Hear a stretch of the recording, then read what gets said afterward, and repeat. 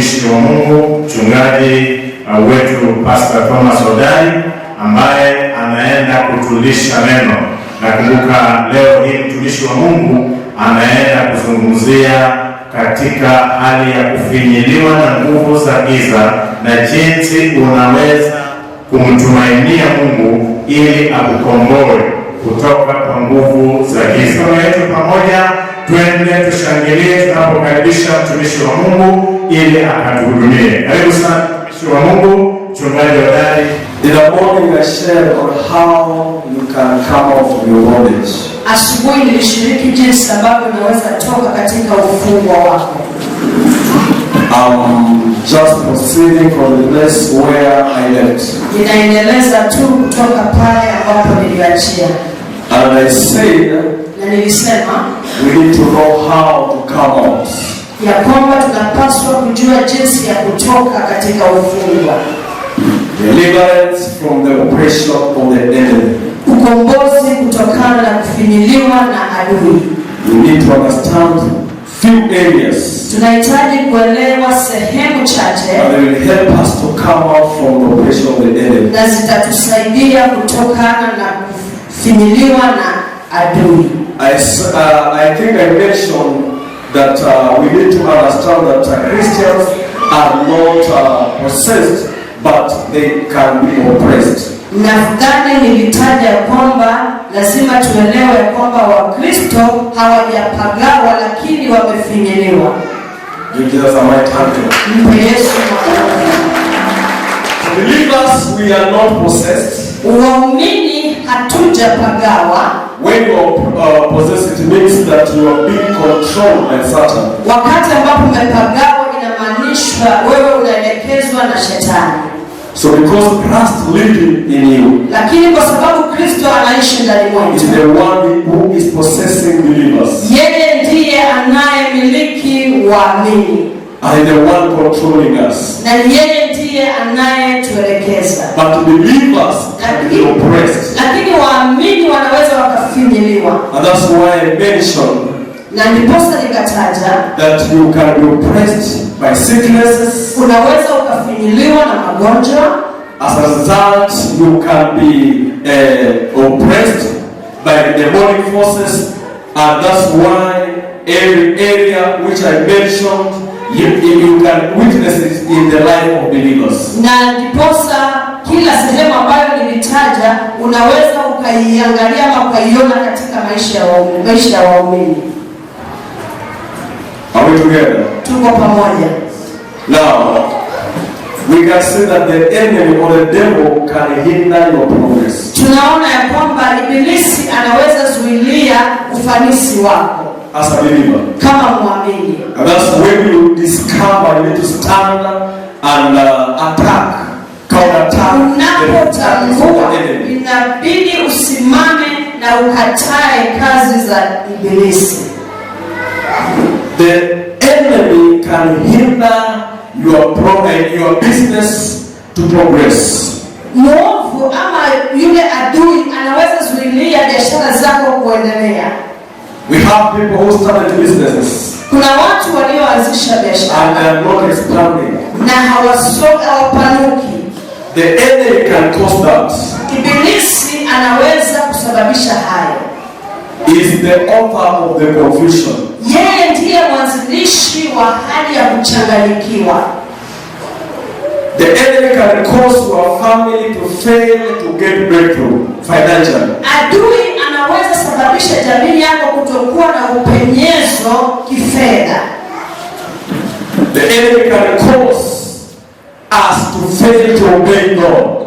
Adui anaweza kusababisha sisi kutoweza kumheshimu Mungu. The enemy can hinder your prayers.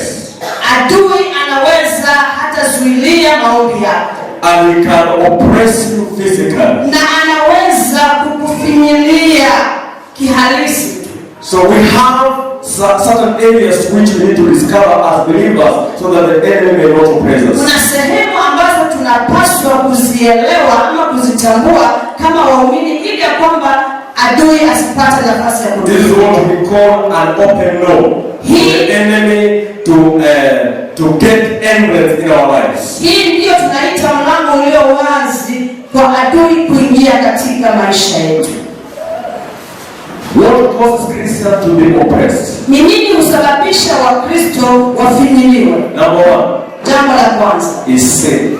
Dhambi. When you sin, wakati unatenda dhambi, inaweza kufungua mlango kwa muumini kuweza kufinyiliwa. If you want to be free from demonic oppression, avoid sin. Kama unataka uwe huru kutokana na kufinyiliwa na mapepo, epuka dhambi. Psalm 106 verse 40. Zaburi 106:40. Psalm 106 Zaburi 106 verse 40 to 44. 106 mstari wa 40, Biblia inasema, hasira ya Bwana ikawaka juu ya watu wake, akauchukia urithi wake, akawatia mikononi mwa mataifa, nao waliowachukia wakawatawala. Need to understand that. Nataka uelewe hiyo. These were God's people. Hao walikuwa ni watu wa Mungu. I want to understand what causes the anger of God to turn against them. Na nataka uelewe ni nini sababisha hasira ya Mungu kuwageukia. Then the anger of the Lord was kindled against his people. Hasira ya Bwana ikawa juu ya watu wake, of his inheritance. Akauchukia urithi wake. He gave them into the hands of the nations.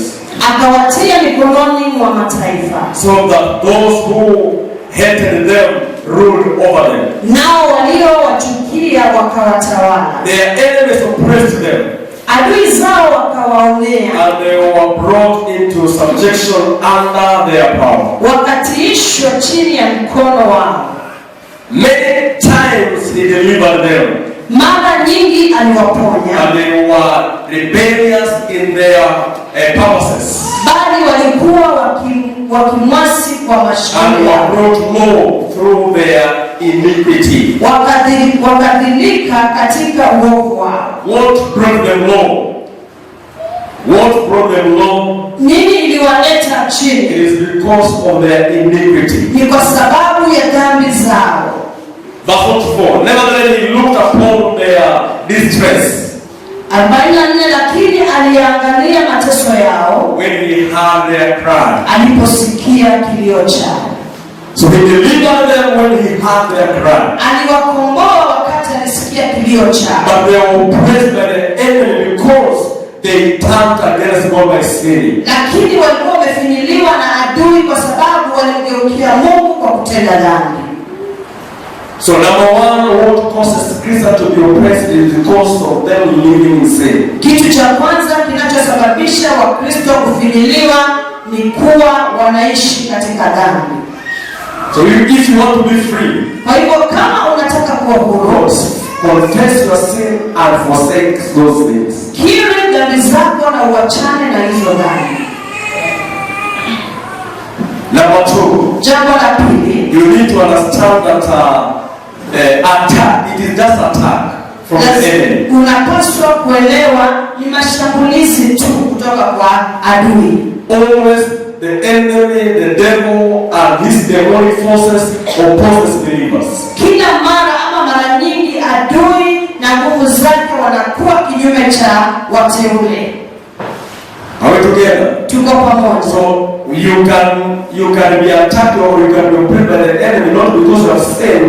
Number one, it is because you have opened the door by sinning. But number two, it is just attack. Wakati mwingine unaweza shambuliwa na shetani, sio lazima wewe umetenda dhambi, lakini pia unaweza kuwa umetenda dhambi ama ni mashambulizi tu. We receive attacks from the enemy. Tunapokea mashambulizi kutoka kwa ibilisi.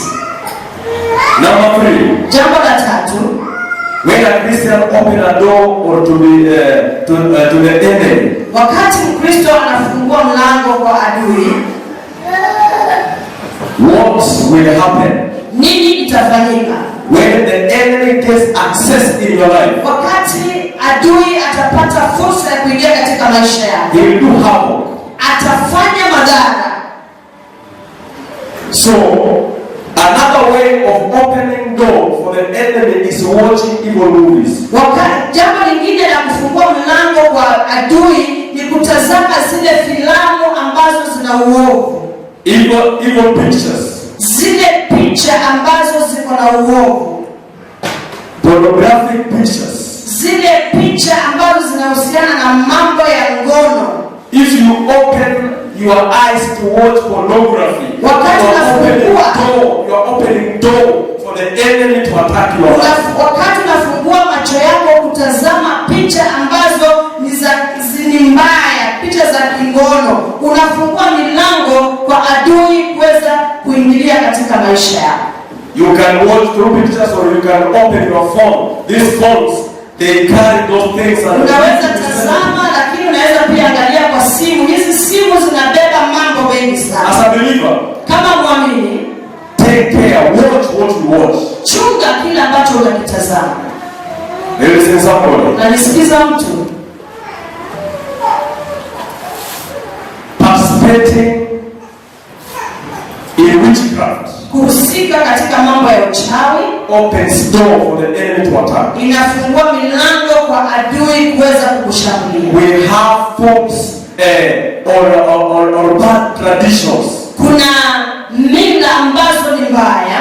You can open door by participating in those traditions. Unaweza fungua mlango kwa kuhusika katika zile tamaduni. Then the enemy will attack your life. Alafu mwovu atashambulia maisha yako.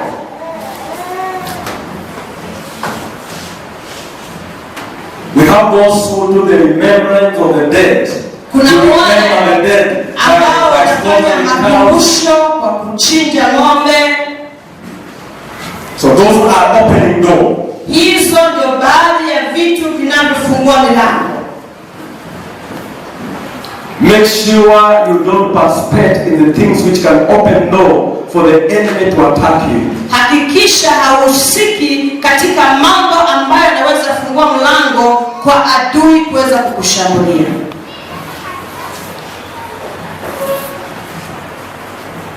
Another area, sehemu nyingine, you need to know that the enemy, unastahili kujua kwamba adui is there out to wear out the saints. Yuko kule nje kuharibu Wakristo. To wear out. Awafanye wawe bure kabisa. And in these last days, na katika siku hizi za mwisho, is causing Christian believers to wear out. Na anasababisha Wakristo kuonekana ni bure kabisa. Wanachoka. Na ilitabiriwa by this man of God, Daniel. Na huyu mtu wa Mungu Danieli. Let us say the book of Daniel chapter 7. Tuone katika kitabu cha Danieli 7 verses 25. Biblia inasema, he shall speak once against the Most High. Ya kwamba atanena mambo kinyume na yule Mungu aliye juu. And shall wear out the saints of the Most High. Na atawafanya wateule wachoke. And shall think to change the times and the law. Na atakuja kubadilisha majira na hata sheria. And they shall be given into his hand for a time, and half a time. Na atawekwa katika mikono zao kwa wakati. I just want to pick one word because other things speaks of future things. Nataka niongee tu juu ya jambo moja kwa sababu mambo mengine yanaongea kuhusu mambo ya. And I don't want to dig in those things. Na unajua kile ambacho kilifanyika wakati huo. The Bible says, Biblia inasema, he shall wear out. Ya kwamba atawachosha wateule. And that's why even nowadays, ndiposa hata saa hizi, you see, it seems church is weak. Inaonekana kanisa liko dhaifu. People don't pray. Watu hawaombi. Some of people don't pray. Baadhi ya watu hawaombi. If you are sitting near someone, please ask that person, how many times do you pray a day? Kama umeketi karibu na mtu, muulize huyo mtu tafadhali, unaomba mara ngapi kwa siku? Ask that person near you. Muulize huyo jirani yako. Since this year started, how many times have you fasted? Tangia mwaka huu uanze, umefunga mara ngapi? If you have that he has not fasted, tell that person that's why you are a weak Christian. Akikwambia ya kwamba hajafunga, mwambie ndio maana wewe ni Mkristo dhaifu. And that's the one of the enemy to wear out the believers. Na hiyo ndio kazi ya Ibilisi, kuchosha Wakristo. Another thing the enemy does, kitu kingine adui anafanya, he resists and opposes believers. Anawazuilia na kuwapinga. Asante. Let me read this verse. Wacha nikusomee kifungu hiki. 2 Peter chapter 1. Petero wa pili 1.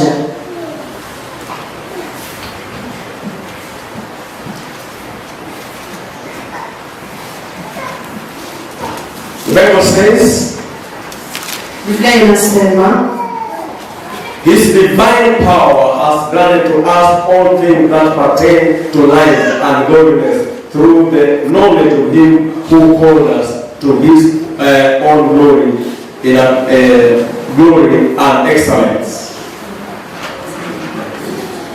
3. Kwa kuwa uweza wake wa uungu umetukirimia vitu vyote vipasavyo uzima na utauwa, kwa kumjua yeye aliyetuita kwa utukufu wake na wema wake mwenyewe. God is confirming our calling in Him. Mungu anathibitisha mwito wetu ndani mwake. That by divine power, kwa nguvu za uungu, His divine power, zile nguvu zake za kiungu, He has granted to us all things, ametupa vitu vyote that pertain to life, ambazo zinahusiana na uzima and godliness, na mambo ya kiungu, through the knowledge of Him kwa kupitia kumjua yeye who called us.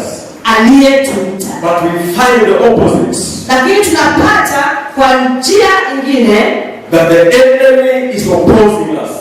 Ibilisi anatupinga. We struggle in this life. Tunang'ang'ana katika maisha haya. We struggle even to live godliness. Tunang'ang'ana hata kuishi maisha ya uungu. The Bible says in Malachi, Biblia inasema katika Malaki, that it shall be distinction ya kwamba between the righteous and ungodly. Kutakuwa na tofauti kati ya wale wateule, wale ambao ni wenye haki na wale wacha Mungu.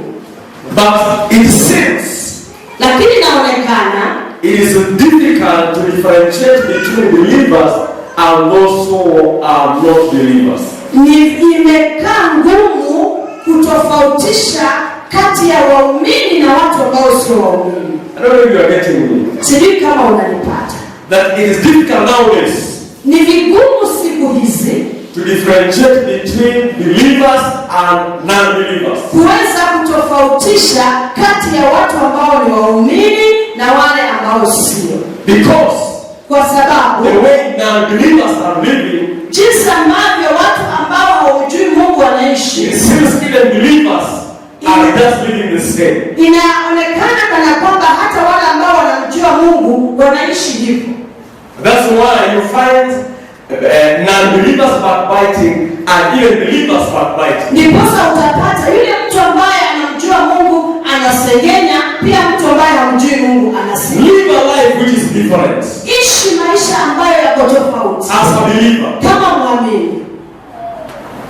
Are you listening? Unanisikiza? Another thing which the enemy does, kitu kingine ambacho Ibilisi ama mwovu anafanya, is to release evil thoughts, ni kuachilia mawazo ambayo ni ya kipepo ama ya kishetani in us. ndani mwetu. And that's why we have people are filled with filthiness. Ndiposa tuna watu ambao wamejawa na mambo maovu. You know, you can define yourself as a believer according to how you think. Unaweza ukajinajisi kama muamini kulingana na jinsi ambavyo unawaza. Thoughts, evil thoughts. Kuwa na mawazo ambayo ni ya kiovu defines us. Inatunajisi. The Bible says, Biblia inasema in 2 Corinthians chapter 10, katika Wakorintho wa pili 10, in verses 3, Wakorintho wa pili 13, for though we walk in the flesh, maana ingawa twaenenda katika mwili, we are not waging war according to the flesh.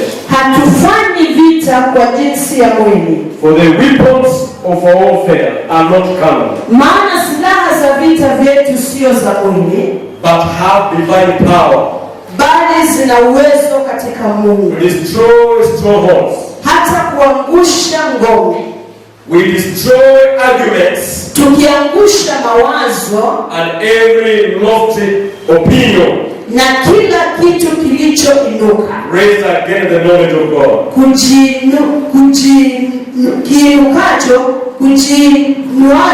kijinuacho juu ya elimu ya Mungu, and take every thought captive, na kukiteka nyara kila fikira ipate kumtii Kristo. So you have that capacity. Kwa hivyo uko na ule uweza to take captive every thought, kuteka nyara kila mawazo, which can bring you down, ambayo yanaweza kukuweka chini.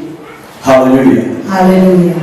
So let us see how we can come out. Wacha tuone jinsi tunaweza toka ndani. How we can receive our deliverance. Jinsi tunaweza pokea ukombozi wetu from oppression. Kutokana na kufinyiliwa. Number one, I said, kitu cha kwanza nilisema, confess. Kiri every sin you have committed. Kila dhambi ambayo umeifanya. Confess to God. Kiri kwake Mungu.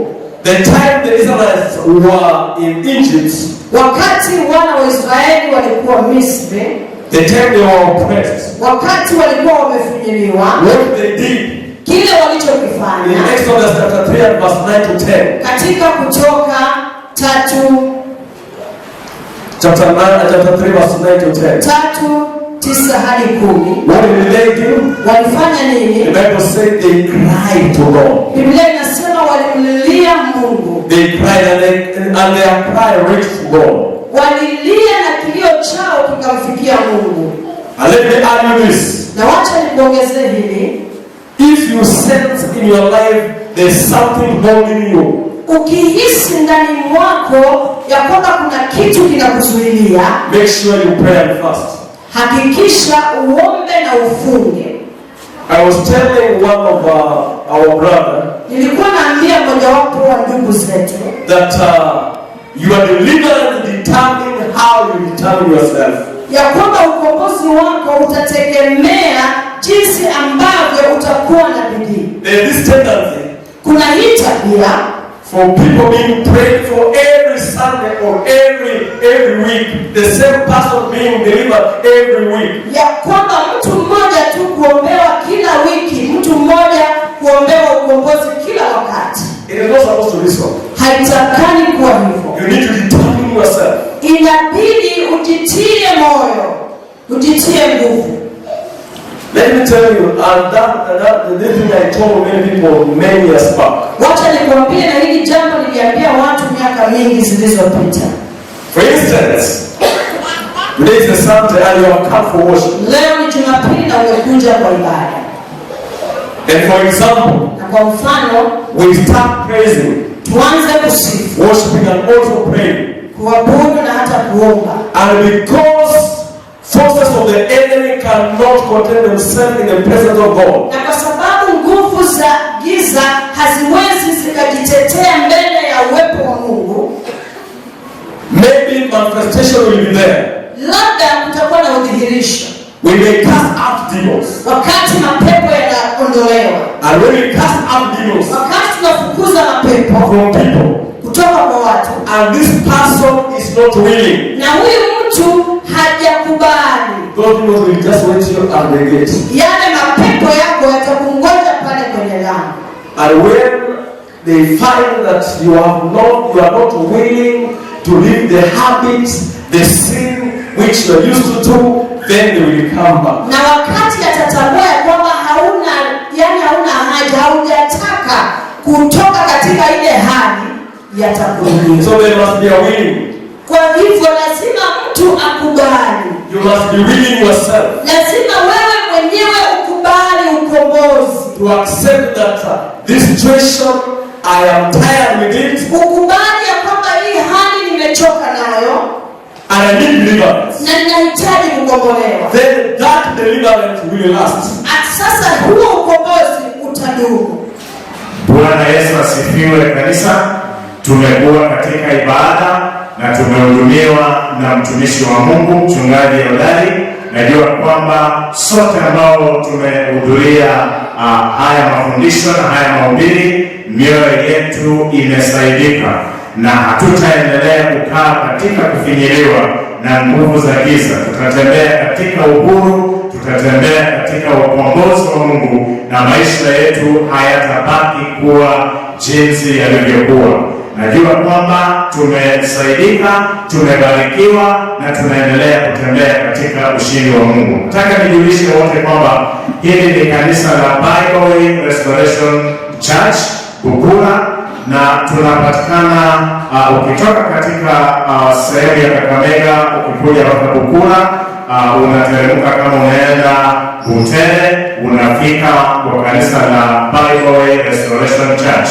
Kama umetoka Mumias unakuja mpaka Sabatia, unapanda juu, kama unaenda Bukura utafika kwa kanisa nzuri sana la mabati ya Brown, injili ya Brown.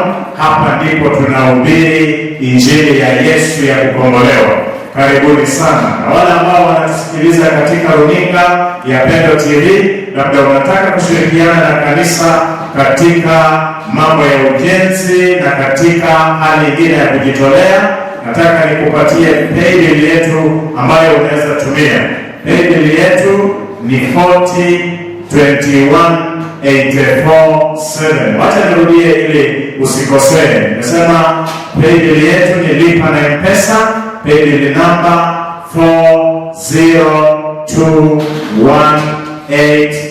40218447. Account number unaweza weka offering, unaweza weka tithe, unaweza weka love offering, unaweza weka thanksgiving, na najua kwamba tunapoungana na kazi ya Mungu tutaenda kubarikiwa. Hakuna yeyote aliyesimama na kazi ya Mungu akabaki bure.